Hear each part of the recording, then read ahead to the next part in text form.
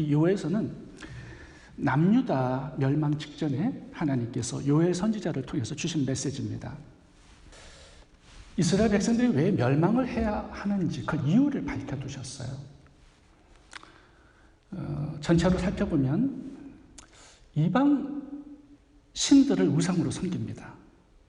이스라엘 백성들이 하나님만 섬긴 게 아니라 강대국들의 우상들을 섬겼어요. 그 우상들이 20가지 정도가 나오는데, 와, 이스라엘 백성들이 이방신을 섬긴다, 이해가 되지 않잖아요.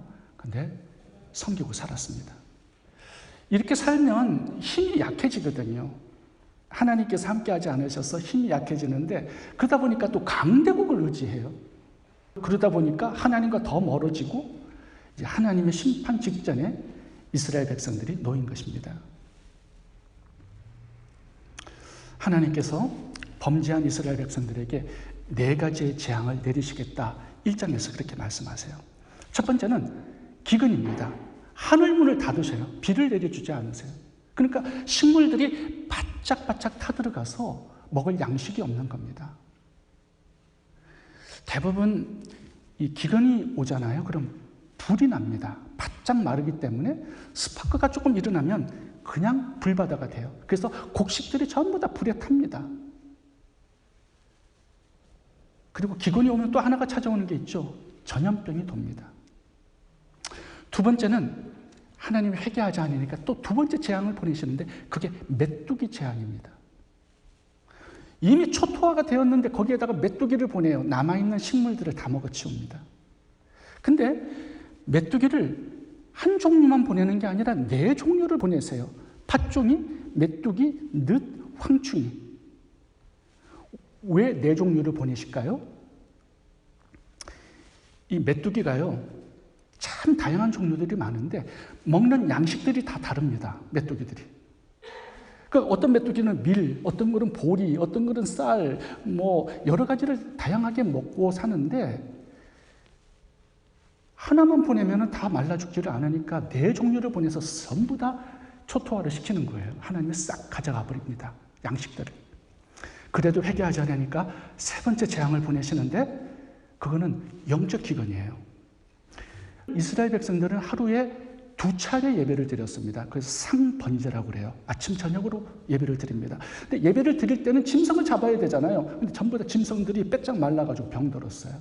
번제를 드릴 수가 없어요. 곡식이 있어야 소제를 드리죠. 곡식이 없으니까 소제도 못 드려요. 그러니까 하나님 관계가 끊어져 버립니다. 죄사함을 받을 수가 없어요. 이런 영적인 기근이 찾아옵니다. 제사장들 말씀 전하지 않습니다. 왜요? 먹고 살아야 되니까 짭을 잡는 거예요. 그러니까 총체적인 재앙이 이스라엘 백성들에게 내리고 있습니다. 그래도 회개하지 않으니까 하나님은 마지막 4번째 심판을 하시는데요. 그게 진짜 메뚜기를 보냅니다. 이방인들의 침공을, 전쟁을 일으키세요. 점진적으로 강하게 재앙과 심판이 연속적으로 퍼부어지는데 이스라엘 백성들이 회개하느냐? 회개하지 않아요. 정말 지독한 백성이 이스라엘입니다.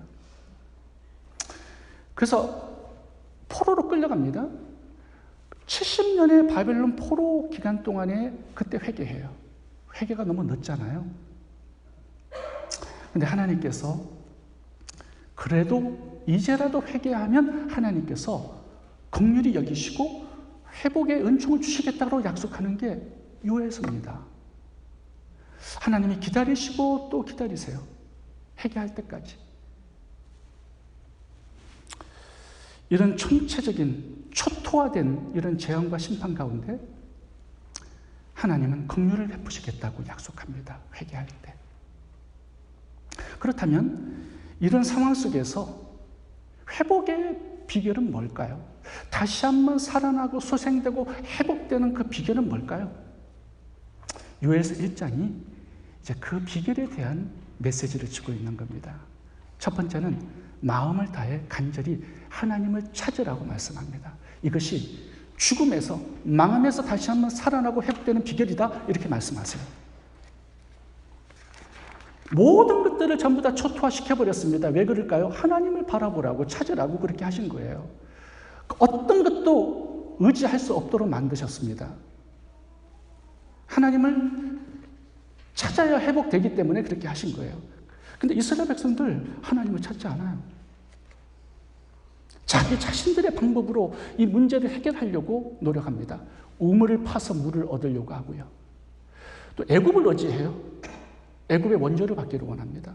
그렇게 해서 문제가 해결되지 않는데 자신 나름대로의 방법을 쓰는 겁니다. 그러니까 어떻게 돼요?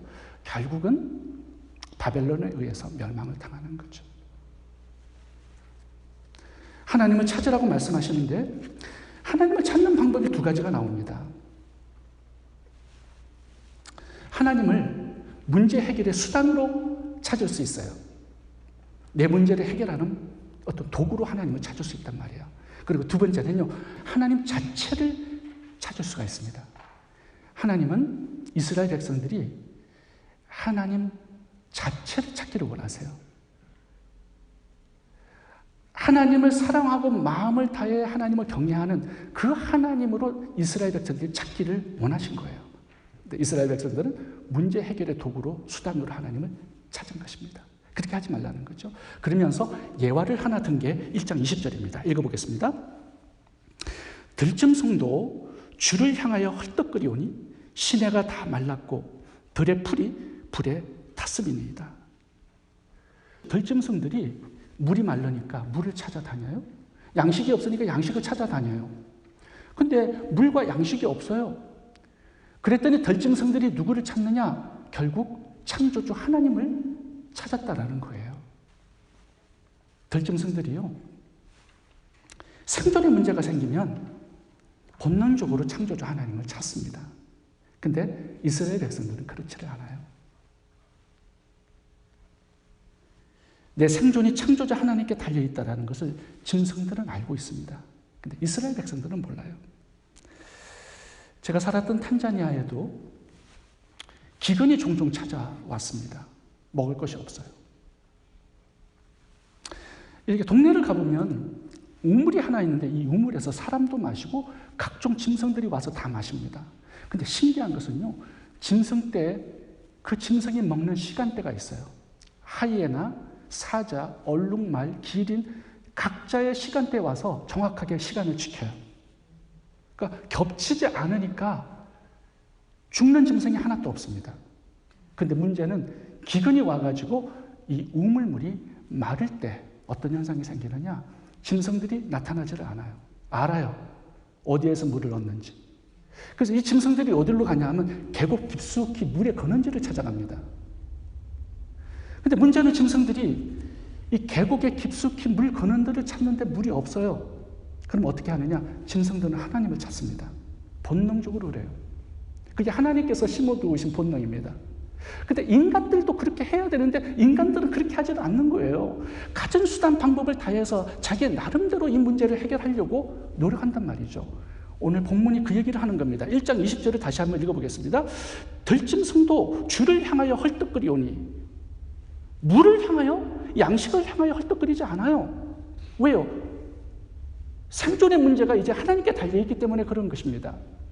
이스라엘을 봐보세요. 완전히 초토화되어 버렸습니다. 먹을 게 없어요. 그럼 하나님을 찾아야 되는데 하나님을 찾지 않아요. 이게 그들의 문제였습니다. 시편 143편 6절에도 동일한 내용이 나오는데 읽어보겠습니다. 주를 향하여 손을 펴고 내 영혼이 마른 땅같이 주를 사모하나이다. 여기 보세요. 마른 땅이 비를 사모해야 되는데 주를 사모하고 있어요. 헐떡거리면서. 왜 그렇죠? 하늘문이 닫혀서 비가 끝났기 때문에 그래요. 이 정도면 이제 하나님을 찾을 만한데 이스라엘 백성들은 찾지 않는다라는 거예요. 땅도 주를 향하여 헐떡거리고 각종 짐승들도 하나님을 향하여 헐떡거리면서 숨차게 하나님을 찾는데 이스라엘 백성들은 그렇지를 않아. 이게 우리들의 문제 아닐까요?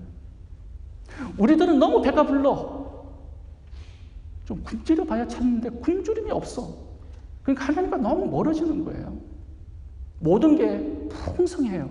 이때 하나님을 찾아야 되는데 찾지를 않아. 이제 포로로 끌려가서 찾을 것 같아요. 그 정도 되어가지고 하나님을 찾으면 너무 늦다라는 거죠. 그래서 지금 들짐승, 마른 땅의 비유를 요엘서에서 하고 있는 거예요. 너무 늦기 전에 하나님을 찾는 게 복이라는 거죠. 마음과 정성을 다해 간절히 하나님을 찾는 그런 백성이 되어야 한다. 이렇게 간절하게 하나님께서 메시지를 주시는 것입니다. 다윗은 이 영적 비밀을 알았습니다. 사울왕이 13년 동안 쫓아다녀요. 강원도만한 그 땅에. 근데 3,000명의 암살자를 풀었습니다. 이 잡듯이 샅샅이 다윗을 찾는데요. 도망갈 곳이 없어요. 그러니까 다윗은요, 알아요. 내 생존이 하나님께 달려있다고. 그래서 13년간 다윗은 하나님을 헐떡거리면서 찾았습니다. 그러면서 이렇게 고백합니다. 시편 42편. 하나님이여, 사슴이 시냇물을 찾기에 갈급한 같이 내 영혼이 주를 찾기에 갈급하나이다. 하나님을 찾는 갈급함.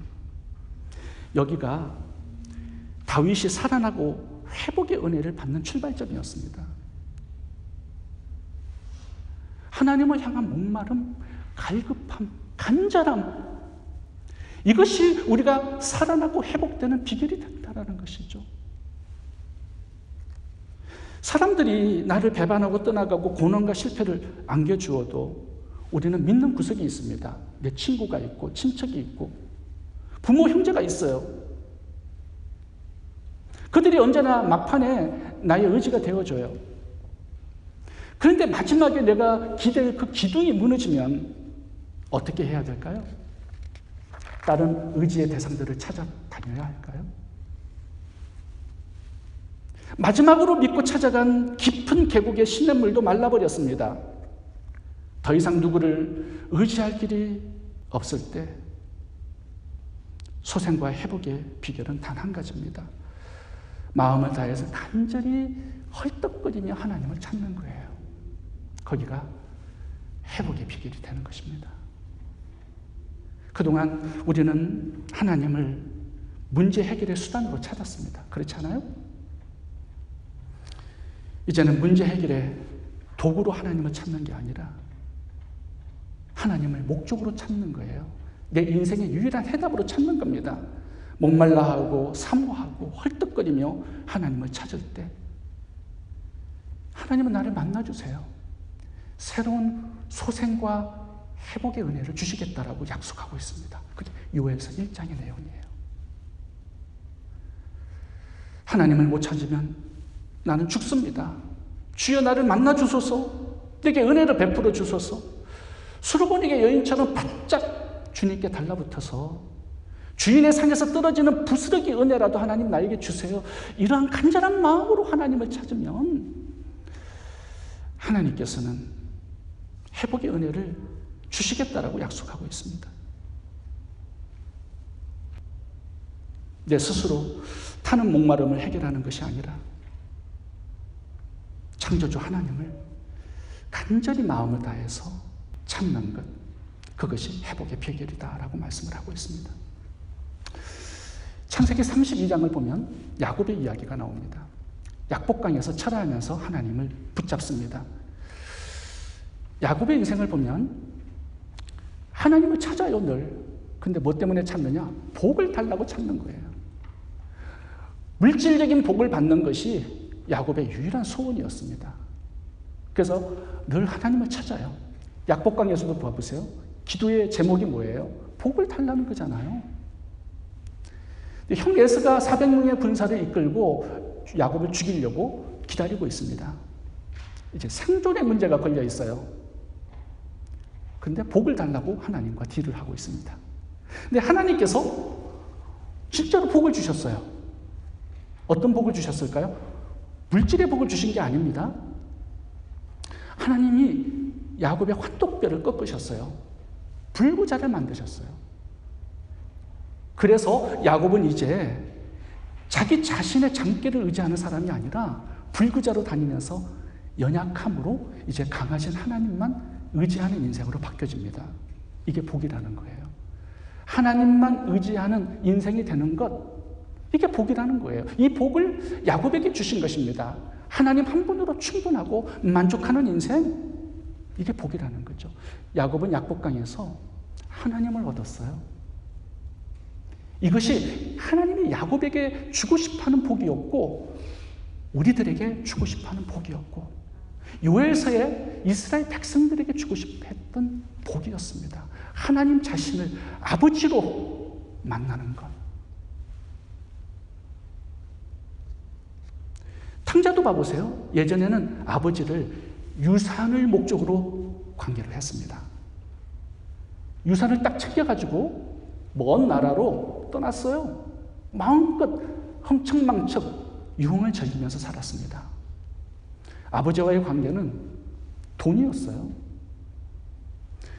그때 모든 걸 다 잃어버렸을 때 탕자는 아버지를 생각합니다. 아버지께로 돌아와요. 그래서 아버지를 얻었는데 어떤 아버지를 얻은 거예요? 진짜로 내 아버지를 만난 거예요. 탕자의 복은 모든 걸 잃어버렸지만 아버지를 얻은 거예요. 이게 복이라는 거죠. 제가 북가주 선교대 총무로 일하면서 내려놓음이라는 책을 지은 이용교 선교사님을 강사로 모셨습니다. 이용교 선교사님은 하버드 대학 PhD를 마치신 분이에요. 그리고 PhD를 마쳤을 때 명문대에서 교수로 초빙을 받았습니다. 근데 이제 이분은 굉장히 진실한 크리스찬이었어요. 그래서 어떤 길이 하나님께 영광이 될 수 있을까를 생각하면서 성경을 읽고 기도하는데 창세기 12장에 아브라함의 이야기를 읽게 되었습니다. 여호와께서 아브라함에게 이르시되 너는 너의 고향과 친척과 아비 집을 떠나 내가 내게 보여줄 땅으로 가라. 내가 너로 큰 민족을 이루고 내게 복을 주어 내 이름을 창대하게 하리니 너는 복이 될지라. 이 구절이 너무나 마음에 들어가지고 교수 자리를 포기하고 몽골 선교사로 떠났어요. 명예와 성공, 안락하고 편안한 삶, 물질적인 부유를 내려놓고 이제 하나님의 뜻을 따라서 몽골 선교사가 되었는데 이렇게 하나님의 뜻을 따라 순종했기 때문에 하나님께서 날개를 달아주실 줄 알았다고 하셨습니다. 근데 몽골에서 선교 사역을 하면서 정말 고생을 많이 하셨다고 간증을 하셨어요. 평신도 선교사로 이제 나오셨는데 후원교회가 없이 나오신 거예요. 그러니까 선교비가 없는 겁니다. 근데 몽골에서 병이 드셨어요. 그래서 병고와 생활고까지 겹쳐가지고 정말 어려운 생활을 하신 거예요. 늘 기도 제목이 하나님 나 하버드 박사학위 포기한 사람이에요. 교수 자리도 포기한 사람이에요. 명예와 세상적인 모든 부귀영화 포기한 사람이에요. 하나님 뭔가 대가를 주셔야지 이렇게 나를 버리시면 됩니까? 늘 그렇게 기도하셨대요. 섭섭해가지고. 근데 참 오랜 세월 어려운 그런 생활을 겪으면서 이분이 하나 얻은 것이 있대요. 몽골에서. 그게 뭐냐면 하나님이 내 하나님, 내 아버지가 되신다라는 거, 그거 하나 얻었다라고 말씀을 하시면서 하나님 한 분으로 충분하고 만족한 삶을 복으로 얻었다라고 그렇게 간증을 하셨습니다. 뭐 선교 사역에 뭐 풍성해가지고 열매가 많아서 행복한 게 아니라 몽골에서 하나님을 내 아버지로 만난 거예요. 하나님 한 분으로 어떤 환경에서도 만족하고 충분한 삶. 여러분 하나님을 그렇게 만나고 하나님을 그렇게 얻게 되면 이 세상 모든 걸 다 얻은 거나 마찬가지예요. 문제의 해결자를 만났는데 그 어떤 문제가 되겠습니까? 이스라엘 백성들에게도 하나님께서는 요엘서에서 그렇게 요구하시는 거예요. 너희들 나를 우상으로 어떤 축복의 조건이나 어떤 수단과 도구로 나와 관계하지 말고 내가 너희들의 아버지로 너희들이 나를 만나고 얻었으면 좋겠다. 그게 오늘 본문의 메시지 아니겠습니까? 여러분 하늘이 막히고 사방이 꽉 막힐 때 오늘 요엘서 1장 20절에 하나님께서 주신 말씀을 기억할 수 있기를 바랍니다. 들짐승도 주를 향하여 헐떡거리오니 시내가 다 말랐고 들의 풀이 불에 탔습니다. 시편 143편 6절 주를 향하여 손을 펴고 내 영혼이 마른 땅같이 주를 사모하나이다. 하나님이여 사슴이 시냇물을 찾기에 갈급함같이 내 영혼이 주를 찾기에 갈급하나이다. 두 번째 회복의 비결은 공동체 예배입니다. 하나님께서 이스라엘 백성들의 회복을 약속하셨습니다. 그러면서 나를 간절히 마음을 다하여 찾으라고 말씀하시면서 두 번째는 공동체 예배로 모여야 한다 이렇게 말씀을 하고 있습니다. 오늘 본문에 보시면 성회로 모이라고 명령을 합니다. 1장 14절을 읽어보겠습니다. 너희는 금식일을 정하고 성회를 선포하여 장로들과 이 땅 모든 거민을 너희 하나님 여호와의 전으로 몰수히 모으고 여호와께 부르짖을지어다. 성회는 어셈블리, 공동체 예배를 말하는 거예요. 모든 사람들을 다 끌어모아서 하나님을 찾고 기도하고 예배하라고 말씀하고 있습니다. 이것이 회복의 비결이래요. 이제 2장을 가보시면 2장에도 동일한 명령을 내립니다. 2장 15절 너희는 시온에서 나팔을 불어 거룩한 금식일을 정하고 성회를 소집하라. 2장 16절 백성을 모아 그 모임을 거룩하게 하고 장로들을 모으며 어린아이와 젖 먹는 자를 모으며 신랑을 그 방에서 나오게 하며 신부도 그 신방에서 나오게 하고 뭐 결혼했다고 봐주지 말고 다 끌어내라는 거예요. 그래서 어린아이들까지 젖먹이까지 전부 다 모여서 함께 기도하고 찬양하고 예배하라는 거예요. 이것이 회복의 비결이다 이렇게 말씀을 하고 있습니다. 18절을 봐보세요. 2장 18절 읽겠습니다. 그때 여호와께서 자기의 땅을 극진히 사랑하시어 그의 백성을 불쌍히 여기실 것이라. 그때에 하나님 회복을 주시겠대요. 그때는 언제입니까? 공동체로 모여서 예배할 때 그때 회복을 주시겠대요. 내가 너희를 다시 긍휼히 여기고 사랑하고 무너진 것들을 다시 복구시켜 주겠다라는 약속을 하고 있습니다. 죽어있는 모든 식물들을 다시 소생케 하는 은혜를 주시겠대요. 공동체로 모여서 예배할 때. 저는 이 요엘서를 읽으면서 궁금한 게 하나 있었습니다. 하나님 그냥 각자의 집에서 각자 예배 드리고 그렇게 하면 안 됩니까? 왜 굳이 전부 다 모여가지고 이렇게 공동체 예배를 드리라고 하는 겁니까? 공동체로 모이면 부담되는 그런 사람들이 있잖아요. 꼴보기 싫은 사람들이 있잖아요. 예배가 안 돼요 어떨 때는 그 사람 때문에. 근데 하나님은 개인 예배 아니다. 공동체로 모여서 예배를 드리다 이렇게 말씀을 하고 있어요. 이게 회복의 비결이래요. 왜 그럴까요? 저는 이게 굉장히 궁금했습니다. 우리도 아침에 예배를 드리거든요. 이렇게 개인적으로 예배를 각 가정에서 드리면 안 될까요? 하나님은 그거 회복의 비결이 아니래요. 공동체로 모이라는 거예요.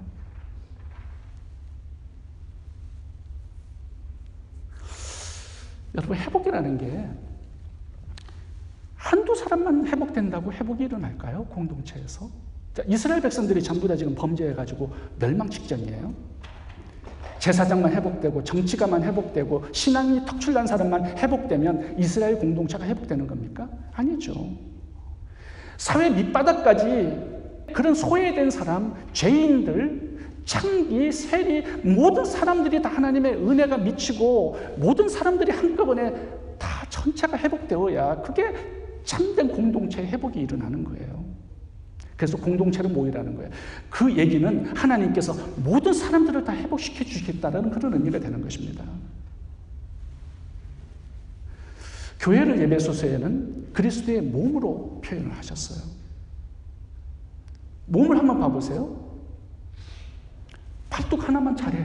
그래서 팔뚝이 마징가 제트처럼 엄청나게 자라가지고 엄청난 힘을 발휘해. 눈만 잘해가지고 눈만 성장해. 코만 성장해. 이렇게 되면요 기형아가 되는 거예요.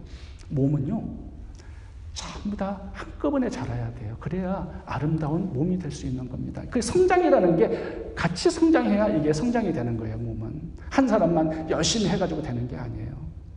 그래서 뒤처진 사람들, 소외된 사람들, 믿음이 약해진 사람들, 범죄하는 사람들을 내가 붙잡아주고 섬겨줘야 된다는 거예요. 그럴 때 나도 힘을 얻게 되고 내 영혼도 성장되고 다른 사람들도 그렇게 되고 전체가 회복이 일어나는 거예요. 공동체로. 이 공동체, 몸이 회복되고 성장되어야 그 속에 있는 사람들도 함께 회복이 되는 거예요. 그래서 공동체로 자꾸 모이라고 말씀하는 것입니다. 전체가 살아나야 개인들도 살아날 수 있기 때문에 그런 거예요. 그래서 우리가 공동체로 모이는 이 예배 모임을 소중히 여겨야 합니다. 구약을 읽어보면 항상 영적인 회복과 부흥이 일어났을 때 공동체로 모이라고 어셈블리를 소집하라고 하나님 명령을 내리세요. 읽어보겠습니다. 역대하 29장 4절. 제사장들과 레위 사람들을 동평 광장에 모으고, 이게 회복의 비결이었어요. 에스라 10장. 에스라가 하나님의 전 앞에 엎드려 울며 기도하여 죄를 자복할 때 많은 백성이 심히 통곡하며 이스라엘 중에서 백성의 남녀와 어린아이의 큰 무리가 그 앞에 모인지라. 모여야 된다라는 거예요. 회복을 얻으려면. 느헤미야 8장 1절도 봐보세요. 모든 백성이 일제히 수문학 광장에 모여 함께 찬양하고 기도하고 회개하고 예배를 드렸다라는 거예요. 이것이 회복과 부흥의 비결이라고 가르쳐주고 있는 것입니다. 신약 공동체에서도 마찬가지예요. 주님께서 모이라고 명령을 합니다. 그럴 때 하나님께서 은혜를 주시겠다는 약속이 있는데 마태복음 18장 20절을 읽어보겠습니다.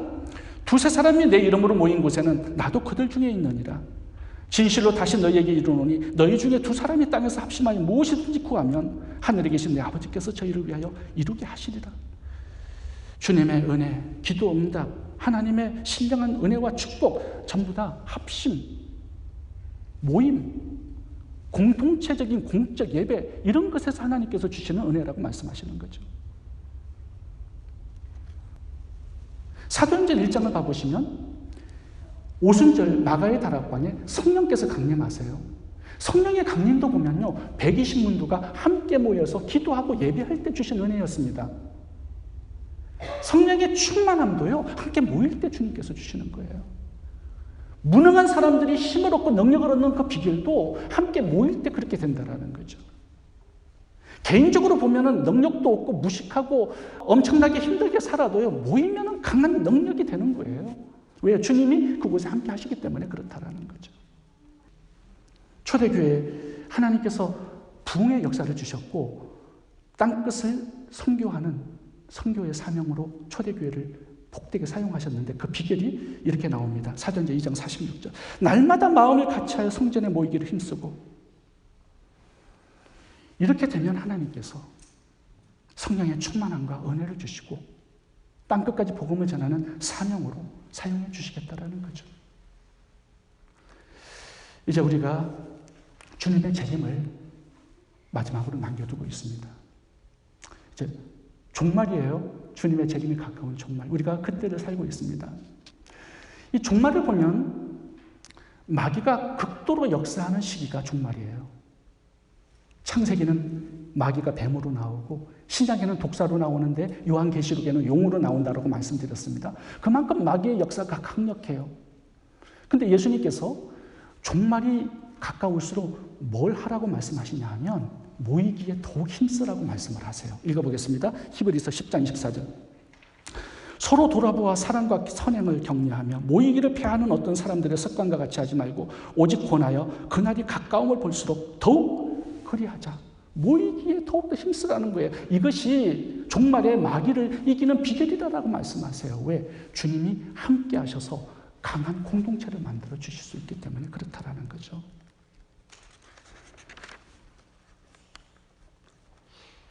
혼자 온라인으로 예배를 드리는 것도 좋습니다. 지금 줌으로 들어오신 분들도 오늘 7명이신데 저는 별로 좋아하지 않습니다. 줌으로 이렇게 하는 거. 왜냐하면 공동체로 하나님께서 모이라고 말씀을 하시는데 혼자서 집에서 예배를 드리는 거 물론 좋아요. 근데 너무 오래 하는 거 좋지 않다고 생각합니다. 동물의 왕국을 보시면요, 사자가 먹잇감을 공격할 때 이렇게 무리를 지어서 있는 그 무리떼를 공격하는 경우는 없어요. 왜냐하면 잘못했다가 들어갔다가 깔려 죽기 때문에 몸을 살리는 겁니다. 누구를 먹잇감으로 타겟으로 삼아요? 혼자 떨어져 나와서 풀 뜯어먹는 홀로 된 짐승을 타겟으로 삼는 거예요.